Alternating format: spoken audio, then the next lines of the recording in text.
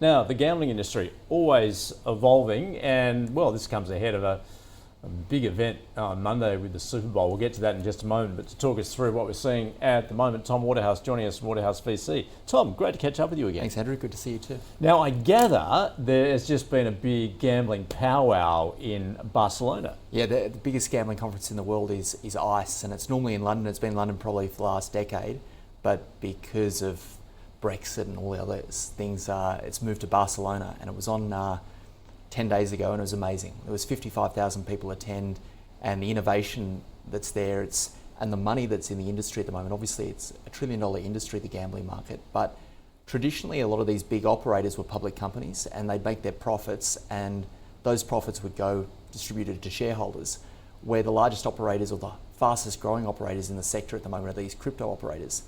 And they're led by founders, and those founders are putting a lot of money back into the industry, into the suppliers, and you're seeing really innovative technology that's getting funded pre-revenue at very large valuations. And it's definitely moving at a very fast pace. So what is that nexus between crypto and sports gambling? And gambling more generally, I guess. So you've seen the likes of Stake, Sportsbet.io, Shuffle, Roobet. They're some of the largest operators in the world now, and they've basically innovated in the way that you can accept payments on the site through cryptocurrency, but they've also adapted to user experience, like ease of use, different games, different product offering. Obviously, you've got streaming like Kick with Stake, but they're really they're growing. They're huge. They're some of the biggest companies in the world now, and they're really putting the foot down in terms of spending on innovation, because that's how the operators differentiated. It used to be on big marketing campaigns, but it's really shifted to who's got the best product, who's got the best customer experience, gets customers in because you've got something innovative, but it also makes sure that the customers are a higher lifetime value because the customers are sticky because the product is so good. And it's exciting we probably spoke to, I don't know how many businesses we'd have spoken to over the week, but it was amazing seeing these young founders with these latest technology trying to get distribution with these companies, but it was very, very exciting. We saw some businesses that are really disrupting, so Live Dealer and these casino games, the biggest businesses around the world like Evolution, which is listed on the Swedish stock exchange, they've been the market leader in this, and we saw several businesses that were trying to disrupt that through basically taking a very innovative approach using V2 plays, where you're a virtual character doing your live dealing and interacting with the players, and they were getting only off a small sample set, but much higher engagement levels, and it was just different. It was really good. I was very excited, and probably never been so excited about the industry in terms of growth and innovation as I am now. What trends are you seeing there? You talk about customer experience. Do players, those gambling, want to do it in-house, be it at a pub, a casino, or is the growth really there online?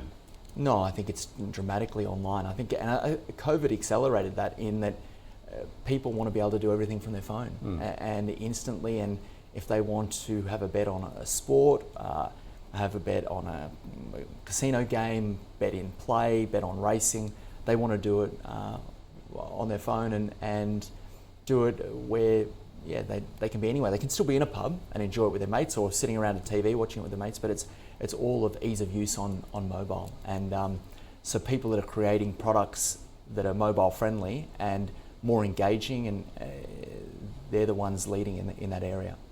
Well, you can do it anywhere, except perhaps in various states of the USA. That's right. What's going on there particularly, and I referenced that at the beginning there with the Super Bowl coming up, of course, you would think that would be a classic event which for sports betting to operate. But it really depends on where you are. Yeah, it does. Look, just over half the US have opened up sports betting, and only around 9 states have got gaming. But you've got large states like California, Texas, that don't have online sports betting approved. And you've seen actually this week, interesting, Kalshi, which is an exchange. We talked about Polymarket previously, that we had this huge turnover on the US election. Well, Kalshi has got approval in the US to have this exchange business, and it's seen as a financial product, and they've done a deal with Robinhood where they actually were able to offer through a financial product to bet on the Super Bowl. So that opened up that you could bet in all of the states, theoretically on the Super Bowl. Now, they've just restricted that overnight, that they've closed that market until they get proper approval, but it's really shifting quickly what you can offer and how you can offer. So does it fall under Robinhood and Cowshares financial products, some of these betting products, and then open it to being a federal issue rather than a state issue?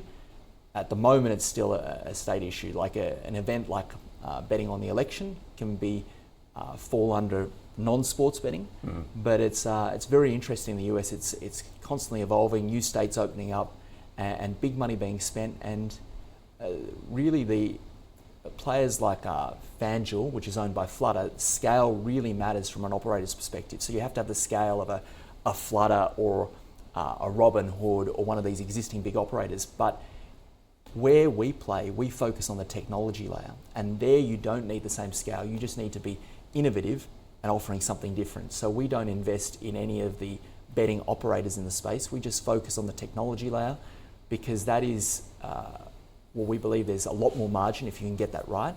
And also it's much harder for an unsophisticated investor that doesn't know the industry to understand whether, if you're supplying a technology to FanDuel, DraftKings, Tabcorp, is that technology really differentiated? Is it good? And will those operators use it, and will they use it for a long time? And we've been very good at finding those businesses, and hopefully we can find a lot more.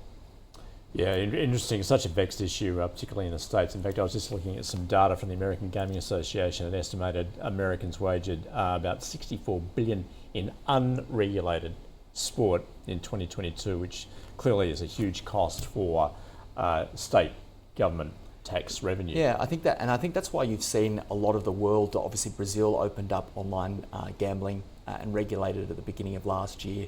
You've seen the US opening up, half the states opening up, because they see that if you don't regulate, you've got a huge amount of money going offshore, because customers want to be able to gamble. They'll find a way to do it. And you see that with all the unregulated markets. They're the biggest grey or black markets in the world.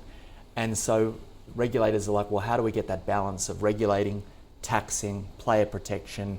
What is that balance? And it's definitely shifted over the last 5 years to regulating, taxing, putting in player customer protection.